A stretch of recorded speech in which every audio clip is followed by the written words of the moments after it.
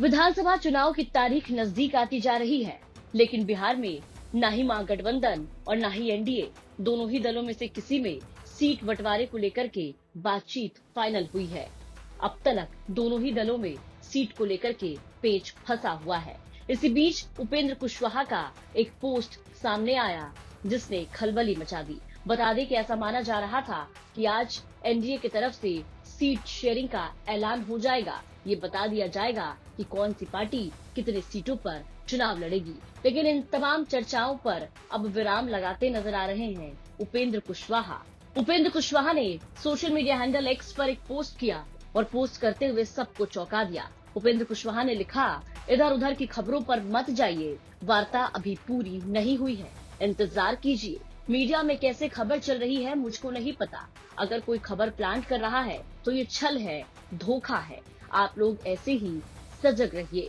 ये post social media पर उपेंद्र कुशवाहा ने किया है और सीट शेयरिंग के तमाम चर्चाओं पर विराम लगा दिया है।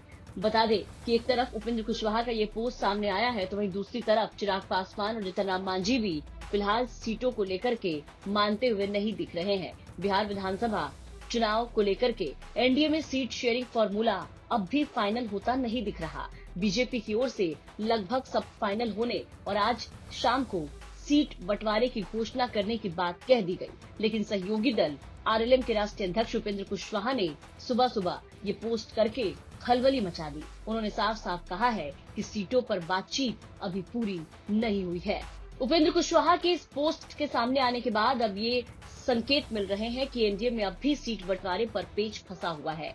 उपेंद्र कुशवाहा के इस पोस्ट को लेकर के कई तरह की चर्चा तेज हो गई है। बता दें कि बीते दिन बीजेपी के बिहार प्रदेश अध्यक्ष दिलीप जायसवाल ने ये कहा था कि सीटों का फॉर्मूला लगभग तय हो गया है और बीजेपी की कोर ग्रुप की एक बैठक है। इसके बाद शाम में सीट शेयरिंग का फॉर्मूला क्या होगा इसका ऐलान कर दिया जाएगा। लेकिन अब उपेंद्र कुशवाहा के इस पोस्ट से अब भी पेच फंसा हुआ नजर आ रहा है।